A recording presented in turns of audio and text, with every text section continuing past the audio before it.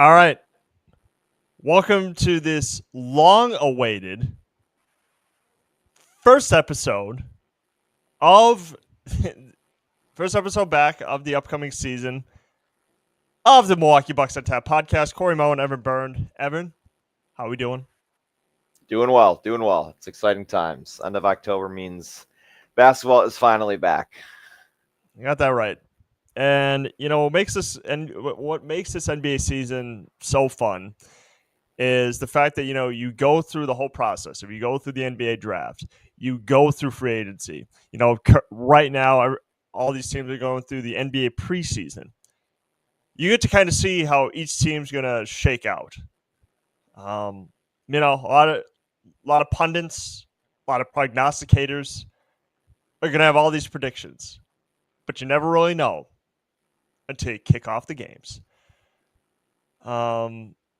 So let's start off with our first topic. There's been a lot of talk through the past few years about if the Milwaukee Bucks continue to fall short of their ultimate goal of winning a championship, will Giannis Antetokounmpo leave the Bucks? ESPN insider Shams Charania just came out with a story the other day about, hey, there was discussions potentially with the New York Knicks about trading Antetokounmpo. Now, number one, I didn't think this potential deal would have made sense for a multitude of reasons. Number one is because the Knicks said, we're not trading Jalen Brunson. So then, but hey, Milwaukee, you can have your pick of Mitchell Robinson, OG Anunoby, or Karl Anthony Towns. I was like, all right, well, then that's a non-starter then. If I'm not getting Jalen Brunson, then I'm not making that trade. Those are no disrespect at all to Kevin Porter Jr., but Jalen Brunson would be a significant upgrade. Correct. Over KPJ. So what was your reaction to first when you read the story? And do you think eventually Giannis will, if Milwaukee keeps falling short of their ultimate goal, will want to leave the Bucks? Yeah, I see it. Obviously, we've gotten all of them this year. It's been the Knicks, it's been the Thunder, Lakers, whatever big market team wants to get him. It didn't surprise me when I first saw it. It's just like annoying at this point with how many times it's been mentioned this offseason. They signed Thanasis, and I remember Shams going that would hold him off for like the first month of basketball before they get rid of him or trade him. I'm like, okay, it's not.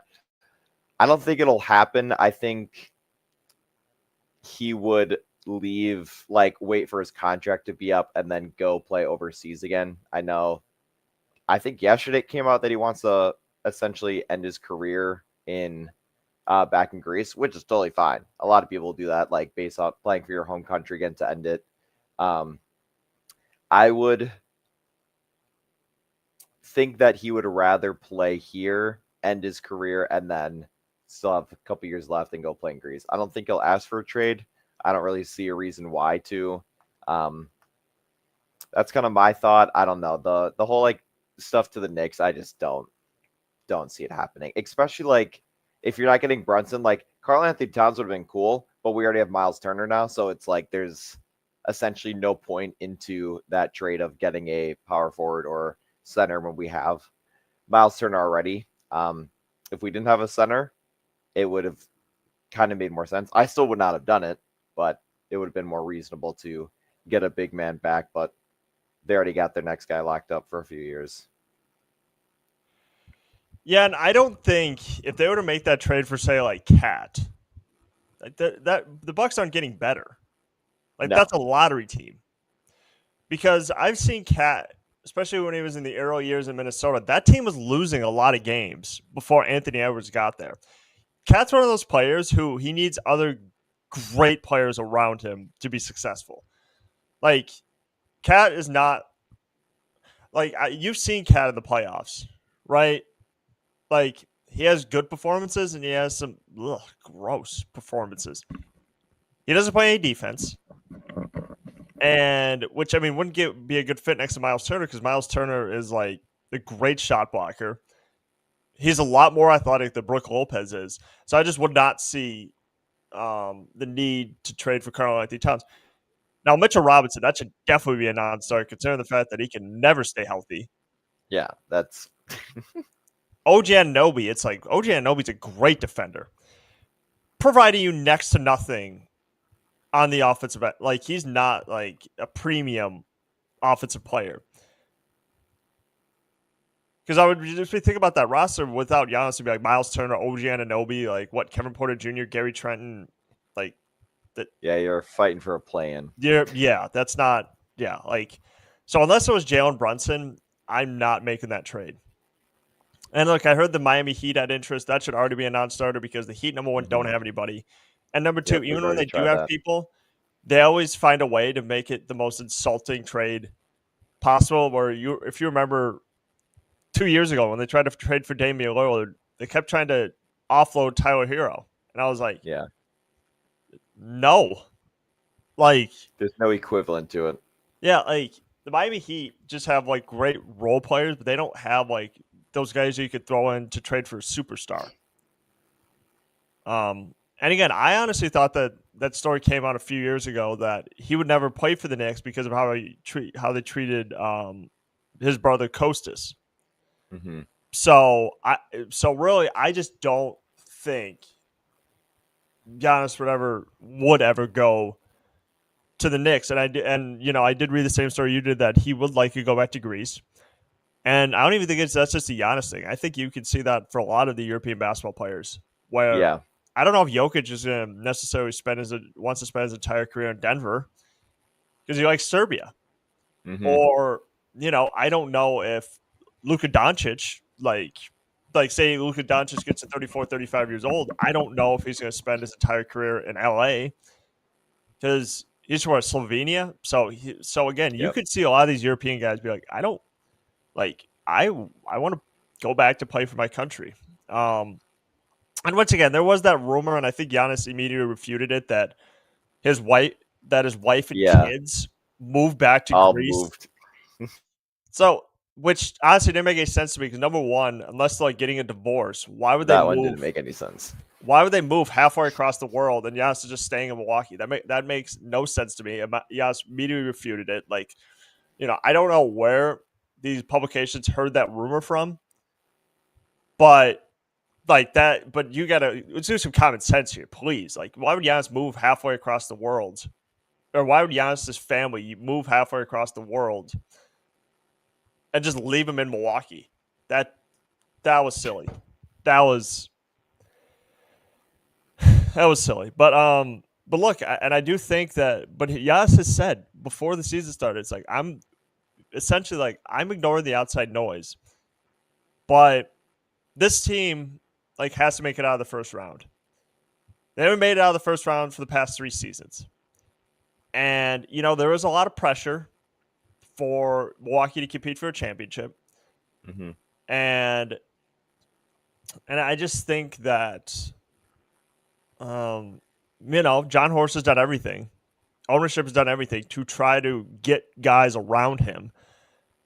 The Damian Lillard partnership didn't work. And I do think they're getting some solid pieces in there, such as, AJ Green, Gary Trent, Kevin Porter Jr. I think is going to be like a great addition. But you just got to see. And I mean, there's a lot of people who said that. I don't know if Miles Turner is going to make that much of a difference. I don't know if that's a step up over Brook Lopez. I think that's what Windhorst said over the summer.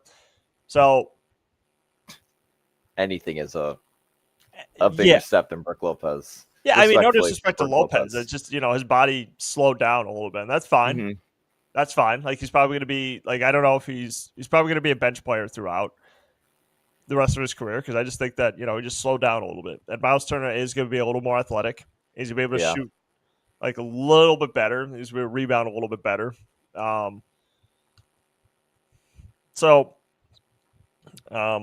Look, well, again, like I said, we had to see. Let's give it with this roster. Looks like right now in preseason, I think this team looks very good, which actually segues into my next segment. Number one, how much of the preseason games have you watched?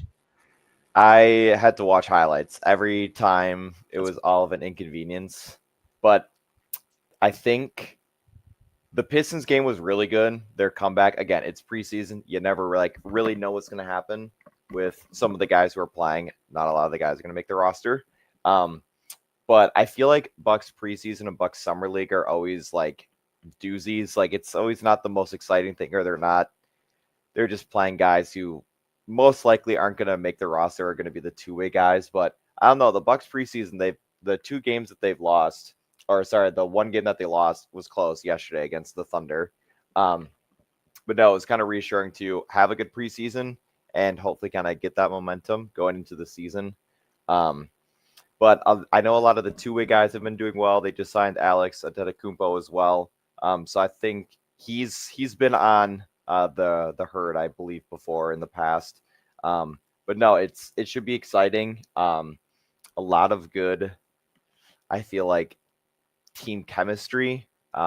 Watching a lot of it, I think it was from the last game, Giannis and Miles Turner conversating on the bench, Giannis whipping up a play, and a lot of people twist it, be like, oh, well, Giannis is already pissed off at Miles Turner. It's like, okay, let's chill off on that. It's like they're working together on that. Giannis wanted him here. No, I'm excited to see everything kind of work out with their new additions. I think I'm most excited for Cole Anthony. I feel like he's going to be a random not random, but like a sneaky signing that they got to kind of contribute to their bench rotation.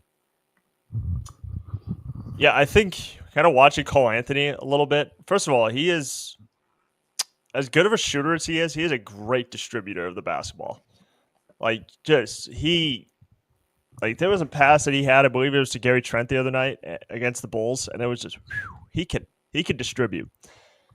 But again, he's obviously like that's going to be that was a huge get or a sneaky get for Milwaukee in the offseason. And he wanted to come here too. He was that's true. If you guys are unaware, he was originally traded to the Memphis Grizzlies for Desmond Bane, but then he was essentially like, I don't know if I really see the opportunity here. Like, the team's not really going to be as competitive or anything like that. So, could you bring me to Milwaukee? And, they brought him in. He's going to be backing up Kevin Porter Jr. this year. Mm-hmm. And I think another sneaky guy who could sneak up on some people, and I hate to say it because he was kind of like a main course trade last year, was Kyle Kuzma. I think watching Kyle Kuzma come off the bench, like, he looks a lot better versus like as a starter. Because I feel like as a starter, he was very much a guy who was an offense first guy, where it's like, I'm gonna get my shots.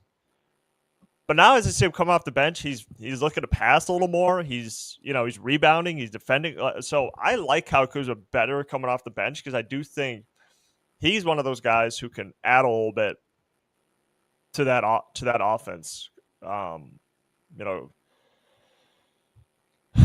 Yeah, he was someone we've talked about him too, but I don't know. It's like he didn't just all of a sudden collapse on the Bucks and just did nothing to contribute. I don't know. I feel like he deserves a full season on the team to really see what he's capable of doing, how he can contribute to the team.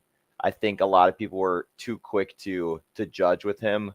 But no, like being on the bench, he's 30 now, so he's a little older from kind of like when he hit the championship year in 2020, 5 years ago already.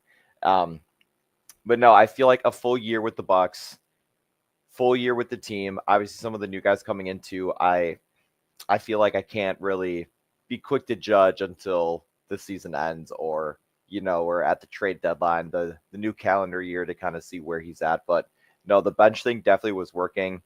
And I feel like now with AJ Green kind of getting more of a bigger role, I should say, this year. A lot of these guys too. Mark Sears, I don't know, kind of looks sneaky good. Could be thrown in some minutes there and like slowly throughout his career kind of work his way up a little bit. But yeah, having him off the bench, Bobby off the bench, Gary Harris off the bench, another guy, I feel like they just have a better rotation to allow Kyle Kuzma to come off the bench for that second rotation instead of having a more of a stacked starting lineup. And then, you bring in some of these guys off the bench and not as intimidating, or there's one hole in that lineup where the Bucks or the other teams are able to kind of get around the Bucks. I feel like a lot of that was with Brook Lopez. You have him out there. There's always a way to get around him, and that was key to a lot of fast breaks and whatever situations where it's getting down the court faster than Brook Lopez. And I feel like without some of these holes that they can patch up, hopefully that can kind of lean them over to more wins and just more success on the fast break. Getting younger was something they needed to happen, and I feel confident with that. Yeah, and I think the other thing that's been great about watching this preseason is like it kind of gives you a glimpse into what the rotation is going to look like this upcoming season. So obviously, guys like KPJ and Gary Trent, AJ Green, and Miles Turner and Giannis are probably going to start. But then you're going to see like who are the main guys going to be off the bench. So then it's probably going to be Bobby. It's probably going to be Cole Anthony. Jericho Sims. Jericho Sims could be like a sneaky guy that gets thrown in there. So I'm really trying to think of. Yeah, Gary Harrison, Ryan Rounds, I feel like are my other Rounds. two Yep, guys. forgot about Rounds. Yeah, Harris, I feel like could be like a back half of the rotation guy because like I've been kind of seeing what his minutes looked like, and he's not one of the first guys off the bench. And I don't even know if it's because like Doc Rivers even trying to give some of these guys more run or what, but like Jericho Sims could be like an iffy of like sometimes he'll play, sometimes he won't. Rounds for sure is going to get minutes because I do think that he does provide like a great, he's just a great defensive player. Gary Harris, like it feels like he's kind of been getting thrown in like the third quarter, so he has been really one of the main guys coming off the bench. Ajax, it's gonna be hard for him to find minutes for sure because it looks like he hasn't been getting into the fourth quarter, so it looks like he's gonna be like a bench guy. We'll bring you in once if they need like a spark defensively. Tyler Smith, I think, is only playing like a game or two. He's probably not going to see that many games this year. Chris Livingston, there's a lot of people high on Chris Livingston. I think kind of the same thing. I just think it's going to be hard for him to find games for him to play in. Not because he's not talented, just because like Milwaukee just has so many talented players, and it's just you can only play so many guys. I almost forgot about Kuzma. Obviously, Kuzma is going to be like one of the main guys off the bench.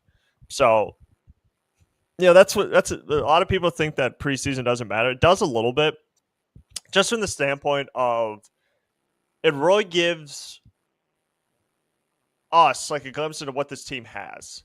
And I think they have, and I think the key for this team this year is going to be how do they play in the non-Giannis minutes. And I heard them talk about that yesterday on the broadcast, where can this team continue to score without Giannis like getting all the attention from all five guys?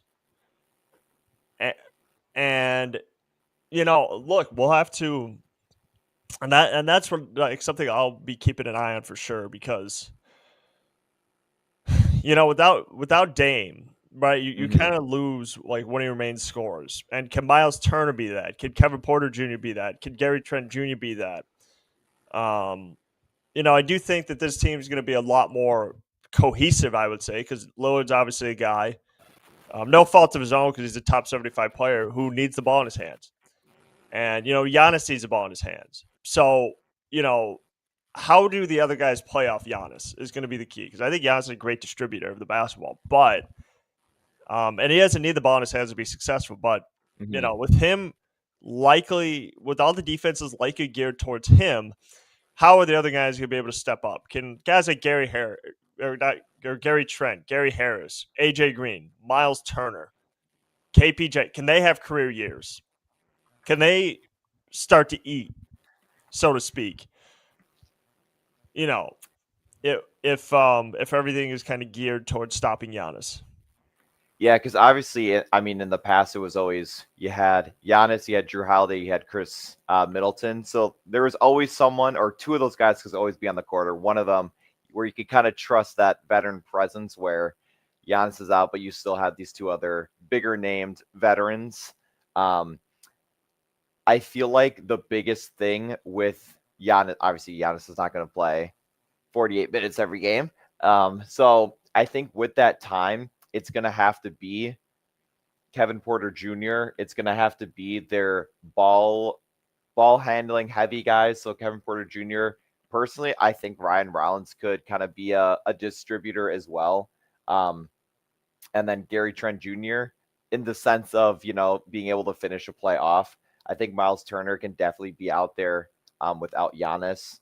I feel like it's going to, obviously Giannis being a power forward or more of a point forward, I feel like what you're going with is just the point guards are going to have to be the main guys and just kind of help run the floor, learn a way around to obviously either get a guy wide open on the wing or be able to attack the paint, which I feel like Kevin Porter Jr. is able to do well based off of what he was able to do last year with Lillard being out. Again, KPJ averaged like 24.5 points when Lillard was out, so I feel fully capable of him being able to kind of be that essentially third or fourth guy with Giannis and Miles Turner.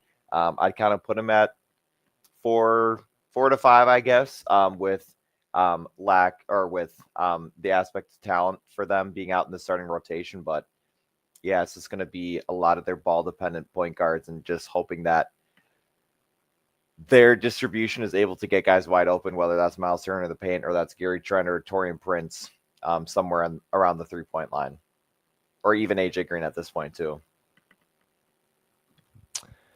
Another guy I forgot about, Taurean Prince. I mean, like Taurean Prince for the most part was like top 1 or top 2 last year 3-point percentage. So he can. Yeah, it was like him and AJ Green. I feel like traded off a lot with that record. Yeah, and like he struggled in the playoffs last year, but I think that's another guy that obviously we'll see the vast majority of the minutes. I like Taurean Prince's game. I just hope he could kind of keep shooting consistently throughout the whole year. But Milwaukee, they saw enough in a lot of these guys last year to be like, yeah, let's bring them back for another year and see what they have. Because I do think Taurean Prince, he's been on a few teams, but I do think he's a talented player. He's a talented shooter. He can defend. He can shoot. So, I mean, we'll see what, we'll see how that all shakes out. So, I want to get one of your bold predictions. I think mine. So I think mine, for example, is I think AJ Green is going to average about 14 points a game. Okay. I like that. I'm always down for that. Just because of the fact that I think he's going to shoot the ball really well. I think he's going to take another step in his development. I think there's going to be a lot more plays geared towards him. To where, because I think he was last year about 8-9 points a game. Like it wasn't. It was 7 or 8 roughly. A couple threes a game. So I do think he's going to go.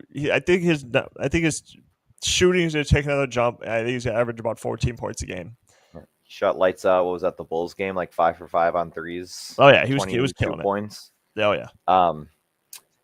Okay, I like that. I feel like I'm going to go. Kevin Porter Jr. is going to average like 15 to 18 points this year. He averaged 10 last year, but I think being that now full-time starting point guard, I feel like he's going to get a lot more chances to score, more minute-wise, and I feel like his assists are definitely going to go up.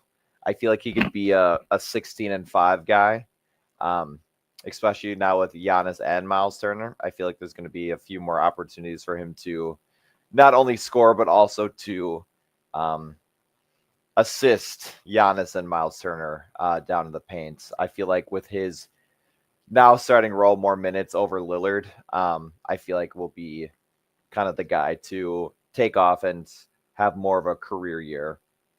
Not that he wasn't really in the past, but I feel like with more minutes is going to help a lot with the season. All right. Who are some of your dark horse players, some of your under the radar guys who you believe would be like nobody's talking, nobody, the Bucks fan base doesn't talk about him a lot, but who's a guy who you believe will definitely show up and show out this year? Depending minute wise, I think again, I wish Andre Jackson Jr. would just start to get minutes again. It's so unfortunate from him going to a starter to just really not existent. I feel like outside of him, my two would be Ryan Rollins and my other one would be Mark Sears. I feel like there's going to be some random situation where he's going to get thrown in there, kind of like a Ryan Rollins situation where, again, I don't want anyone to get hurt, but, he kind of gets thrown in there to see, all right, what can happen now? Like being able to have, a younger guy kind of go out there. He's 23. I mean, him and Ryan Rollins are the same age. But one's a rookie, obviously, staying in college. I really liked Mark Sears in college. I feel like there's just going to be a game, again, he's thrown in and he'll get, I don't know, 8 points, but he'll look good in the paint. I kind of feel like he will be a random piece off the bench where you can get thrown into and not bigger situations, but hey, we're down 15. Go out there and kind of see what happens moments where, I don't know, just kind of go out there and try to score. I feel like those two guards are capable of making an impact on the team, especially Ryan Rollins, being able to distribute well. I feel like his game is similar with Mark Sears is similar with Ryan Rollins, kind of that quick, shifty guard. So I don't know. I feel like there's just going to be a situation where Mark Sears is going to find a couple minutes in the game and he'll have some random quick impact that'll potentially get him more minutes down the road. I feel like that happened a lot with Ryan Rollins, and who knows? Who knows? But yeah, I think outside of Sears, I think Ryan Rollins will be a dark horse guy. I'm going to Cole Anthony. I think people forget that how talented of a player he was in Orlando. I think he's a perfect complement to this team because I think he's the perfect distributor. Kind of similar to last year to what, like Kevin Porter Jr. was to Damian Lillard, just kind of like a really good, solid complement to him whereas Dame could shoot and pass, Kevin Porter Jr. could kind of do the same thing. I just think you need that expert distributor. And, I just don't think people realize how great of a passer Cole Anthony is. I think he can handle the ball well. I think he can get his own shot. He can run the offense. I think that's what's going to be perfect about, the addition of Cole Anthony is just the fact that I think he's going to add that scoring punch off the bench along with Kuzma, along with Taurean Prince, along with Bobby Portis, guys like that. I just think that's going to be a perfect complement to what this team wants to do. They want to space the floor really well. They want to get out. They want to run fast. They want to get out and shoot. So I just think Cole Anthony's just the perfect player for that. Yeah, he definitely was going to be someone I was going to say too. I think the biggest thing with him was I just remember when they signed him, people were like, oh, game changer kind of move, being all sarcastic. But yeah, again, I feel, he's not one of those guys who's going to randomly come out and score 15 to 20 points a game. But the impact, again, that you have on the floor, again, he's only 25 years old. He's been with the Magic his whole career. Now you get the surgence of Paolo and some of these other younger guys making a bigger impact. And I don't know, I feel like the Magic and Bucks have a similar roster age-wise. You got some veterans. Obviously, Giannis is more of a veteran than Paolo is, but I feel like their bench is just going to be a lot better, and he's definitely going to be someone who can help lead that with, I would say, him, Bobby, and Kuzma. I don't know. I feel like that's just a good rotation to get out there with that veteran presence. They're not all 2-year guys, not really knowing what they're doing, but no, I feel confident with the bench this year, especially now that some of these guys have gotten a few years under their belt, able to make a bigger impact, like AJ Green. We're not just throwing these first-year guys out there. All right. Now, I wrote on here record predictions. Now, considering the fact that I'm not a math major, I'm just going to really ask you how many games. How many wins? Yep. How many wins do you think the Bucks are going to have this year? I feel like the East is wide open. I still feel like the Celtics are going to be good. I feel like the Pacers might take a dip. I'm going to say 46 to 48. I think they're floor is 44. I think their ceiling is 48. I think in that range. Yeah, I was kind of going with the same thing. I'm probably going to more or less hedge a little lower, probably like 44 to 46. Look, as good as this, I, I just, I'm just not sure about this. Like, I just don't know who's going to be good this year in the NBA. Mm-hmm. I don't know if there was a Yeah, lot of that's the people. hardest part. Yeah, like that's the thing is like nobody thought that the Cavs last year were going to win like a crap ton of games. But not granted, they got out in like the second round, Mm-hmm. so it really it didn't really pay dividends for them. But still, you have a really hard way of knowing. Do I think that Cleveland's going to be as good this year? Probably not, because when you have a season like that, like teams are geared to stop you now, like your entire offense. So it's just Cleveland had so many good like so many things went their way last year that you know this season it's like, all right, you could have like what 50, 60 wins once, but like next year it's not ain't gonna happen. So um and then Boston. I think Boston's still gonna be good. I just don't think they're gonna be as good as they were Mm-hmm. last year without Jason Tatum, even though he said he wants to return this season. uh, Hopefully he can, because I do think Yeah. basketball is a lot better just watching him play. Halliburton for sure is going to be out for the year. He's even said as much. It's like, I'm not coming back to like 2026. Um, and then you get um, then you get New York, and Yep. then you get like Miami. Um, Yeah, I feel like Bucks are. Yeah, you got New York. Yeah, New York is definitely going to be the biggest, and Cleveland. I could see like a 4 or 5 seed, maybe 6, 4 to 6 yeah, that's what per I'm thinking. usual. That's kind of what I'm thinking. I don't think they're going to be a top seed, because I do think the Knicks are still going to be like a Yep. top 2 team. I'm trying to reach. I think a more Eastern Conference. Detroit. Detroit was a playoff team last year. Yeah, Like I said, Detroit Magic. I mean, look, watching the Thunder the other night, the Thunder are still really good. Like I still think they're going to be top of the Western Conference this season, because their defense plays really well. They didn't really they have that continuity. Shea looks really good. Like I just think their defense just is so frustrating as hell to play against. And I just don't know how many teams could compete with the Thunder in the West. Like that's what boils down to. LeBron's another year older. He's gonna be missing like the first few weeks of the season. Um, Dallas has a #1 overall pick. I don't know, but they're not gonna have Kyrie for half the year. Mm-hmm. So I'm really just trying to see, like, trying to forecast the Western Conference. And I don't know if Golden State's like older. So I'm just trying to figure out like who's going to be the best team in the Western Conference. I still think it's OKC, just because that, like I said, the continuity that they have there. Yeah, OKC definitely. I still think the Timberwolves will find a way to get up there. Lakers as well. Nuggets. I feel like it'll be the standard 5 teams that we've seen in the past few years.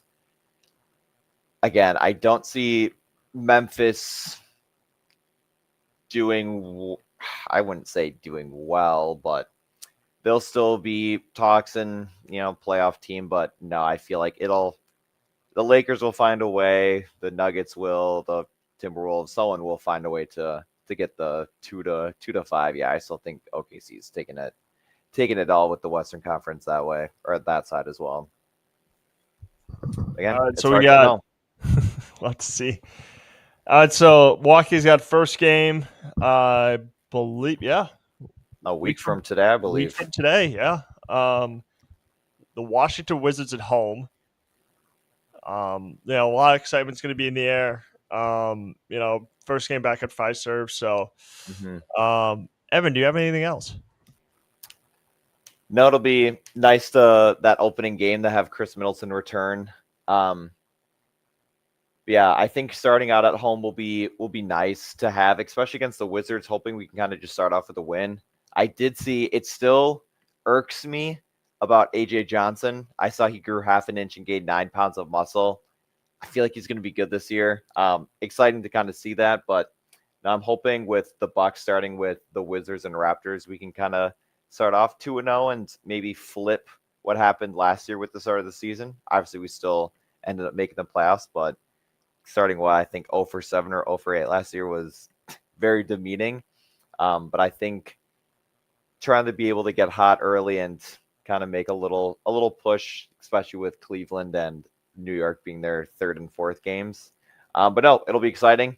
Week from today, we got NBA basketball back for the Bucks. Whole league starting again. Should be exciting.